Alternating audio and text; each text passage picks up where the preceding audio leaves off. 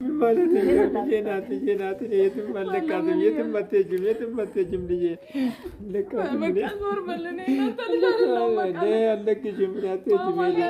አሳድገሃታል። እኔም አሳድጊያት። እንዴት ናችሁ? ደህና ናችሁ? እኔ በጣም ደህና ነኝ። እግዚአብሔር የተመሰገነ ይሁን። ውድ ቤተሰቦቼ ቸሩ መድኃኔዓለም የተመሰገነ ይሁን። እናቱ ነችና ለማትለየው ወደ ላይቷ ቅድስት ብጽሕት ድንግል ማርያም የተመሰገነች ይሁን። ውዶችዬ ደህና ናችሁ ወይ?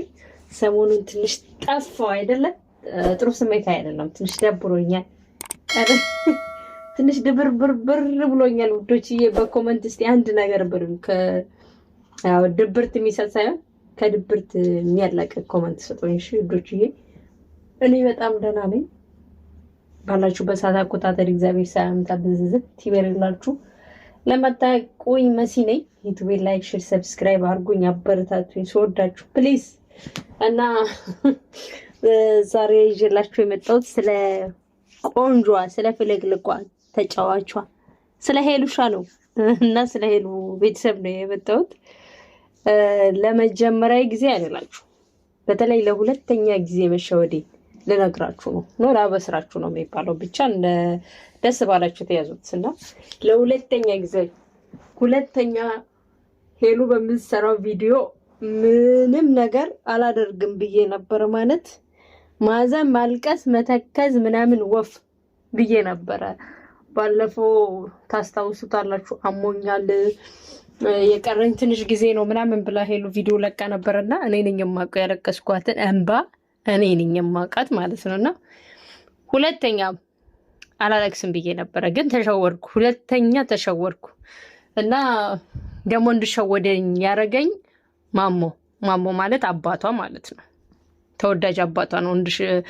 በቃ እንድሸወደ ያረገኝ አንደኛው ማለት ነው። ምክንያቱም ብዙ ጊዜ ከአባቷ ጋር ምንም አይነት ፕራንክ ብዙ አይሰሩም። ብዙ አይደለም ከፈለጋ ቢሆን ማለት ከሄሉ እናት ጋር ምናምን ትሰራለች አብዛኛውን፣ ግን ከሱ ጋር ብዙ አትሰራም እና እሱ መሰለኝ እንድሸወደ ያረገኝ። የምር መስሎኝ ደግሞ ስቅስቅ ብዬ ማልቀስ። ይሄን እኮ ባጠራቀማቸው ለሆነ ብቻ የሆነ ጊዜ ሲከፈል አንዳንድ ጊዜ ሴቶች ማልቀስ እንወዳለን አይደለ?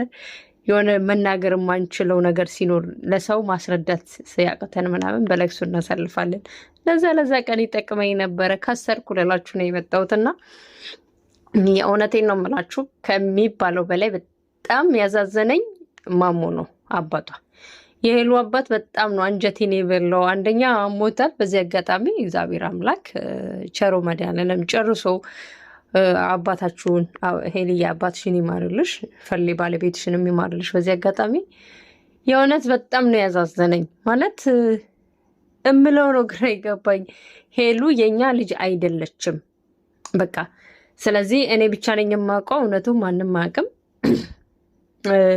20 ምናምን ዓመት እውነቱን ደብቄ አምቄ ነው ያስኩት። በቃ አሁን እውነቱ መውጣት አለበት።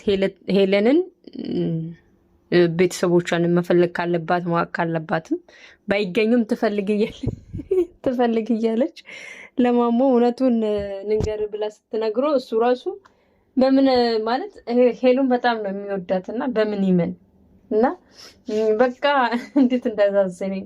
የአብራኬ ክፋይ ልጅ ነች አይደለችም፣ የሰው አይደለችም፣ የራሴ ልጅ ነች። የአብራኬ ክፋይ ልጅ እባክሽ እንዴት ያለሽ እስከዛሬ ደግሞ ምንም አይነት ደብቀሽኝ አታውቂም። እንዴት አሁን ትደብቅኛለሽ? ይሄ ሁሉ እንዴት በቃ እንዴት እንዳዛዘለኝ ልነግራችሁ አላውቅም። እኔ እንጃ። ያ ዊልቸር ላይ ስለሆነ ነው እንጂ እንደው ከዊልቸር ውጪ ቢሆን በቡጢና አይለቃቸው ነበር። የምሬን ነው እና በጣም ነው ያዛዘነኝ የምር። ግን ፈልኝ በጭራሽ እንዲታረጋለሽ ያስብ ያላቅ ማለት እኔ ያላቅ እኔ ሄልዬ አባትሽ ነው ያዛዘነኝ የምር ማለት ነው።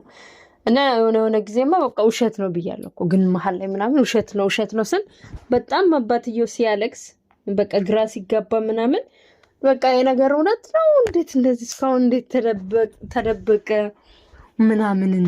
በዛ ላይ ደግሞ እኔ ሴት ልጅ ስለምጓጓ ሴት ልጅ ስለምፈልግ ብቻ አሉ በሆስፒታሎች፣ ሁሉም ልላችሁ አልችልም፣ አንዳንዶቹ አንዳንዱ በስተት ልጆች ይቀያየራሉ። አንዳንዱ ደግሞ ሆን ተብሎ የሚቀየርም ሊኖር ይችላል። እንደሰማሁት ነው እንጂ እንዳየሁት አልመናግራችሁ። ግን አም ሶሪ ከጠፋው ይቅርታ። አንዳንድ ጊዜ በድራማ ምን ታውታላችሁ፣ በእውነትም ደግሞ አንዳንድ ጊዜ በተለይ ልጆች ሲወለዱ ተሳስቶ የአንዱን ሕፃን ወደ አንዱ እናት ምናምን ያደርጋሉ። አንዳንዱ ደግሞ አውቀው ሴትና ወንድን ፍላጎት አለን። ብዙ ወንድ ሲኖራችሁ ምናምን ሴት ሲያምራችሁ ልክ ፈሌ እንዳለችው እኔ ሴት ስለምፈለግ 2 ጎረምሳ ወንዶች አሉኝ። ሴት ነበር የምፈልገው። ስለዚህ የኔ ወንድ ነው፣ ሴቷ የኔ አይደለችም። በቃ እኔ 20 ምናምን ዓመት እኔ ነኝ ያሳደግኳት እንደ እናት ሁኜ ተንከባክቤ ጥሪ ግሬ ምናምን አለች። በቃ የምሯን ነው እንደ ፈሌ ምናምን መጨረሻ ላይማ በቃ የምሯን ነው በቃ ሶሲ ራሱ እኮ ምን ግን የምትናገረው ራሱ ግራ ገብቷት በቃ ቢያንስ እሱ ይረጋጋበት እናረጋጋው እሱን እንዳሌላ ጊዜ እያለች ነበር። ሄሉዬ ደግሞ በቃ ከዚህ ምን እሰራለሁ ልቀቁኝ ልሄድበት፣ ዛሬ ነው ፍለጋ ልጀምር፣ ቤተሰቦችን ልፈልግ ይላል። አባትየው ደግሞ የኔ ልጅ ነሽ የትም አትሄጂም። ግን በነገራችን ላይ አንጣውና ማለት ነው በነገራችን በልጅነቴ አንዳንድ ጊዜ ቤተሰብ ይላሉ። ግን ያው ልጅ ስትሆኑ ምንም ላይሰማችሁ ይችላል። በዚህ እርሜ ግዝ እንደዛ ስትባሉ አዲስ ምንም እንዴት ነው አንዳንድ ጊዜ ሲያሾፉባችሁ ወይ ደግሞ እናንተን ለማናደድ ምናምን ሲሞክራሉ በልጅነት እና የኔ ልጅ አይደለሽም ከመሬት ነው ያገኘውሽ ከጫካ ነው ያገኘውሽ ምናምን ይላሉ። እና አንዳንድ ጊዜ ተጽዕኖ ይፈጥራል። እውነት ያው እንዳረዳዳችን ነው፣ ግን በጣም ተጽዕኖ ይፈጥራል። በዚህ እድሜ ያስባችሁታል 20 ምናምን ዓመት ኖሯችሁ እናታችሁ ወይም አባታችሁ ተብሎ ያደጋችሁት በጊዜ ያለመነገሩ ጥሩ ነው።